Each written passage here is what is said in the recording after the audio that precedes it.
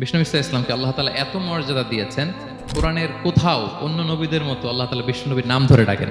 যখনই ডেকেছেন বলেছেন ইয়া আইয়ুহান নবী, হে সম্মানিত নবী। সুবহানাল্লাহ বলেন। 4 জায়গায় বিষ্ণু ইসলামের নাম এসেছে কোরআনে মুহাম্মদ নামে, আর এক জায়গায় আহমদ। এই 4 জায়গায় মুহাম্মদ যে উল্লেখিত হয়েছে, একটি জায়গায়ও নাম ধরে ডাকেন নাই, বরং ওনার রিসালাত, ওনার নবুয়তের বর্ণনা সুবহানাল্লাহ পড়েন। তাহলে দেখেন বিষ্ণু ইসলামকে আল্লাহ তাআলা এত সমীহ করেছেন, এত সম্মান দিয়েছেন, এত মর্যাদা দিয়েছেন। যখনই ডেকেছেন ইয়া আইয়ুহান নবী, ইয়া আইয়ুহার রাসূল, হে সম্মানিত রাসূল, হে সম্মানিত নবী।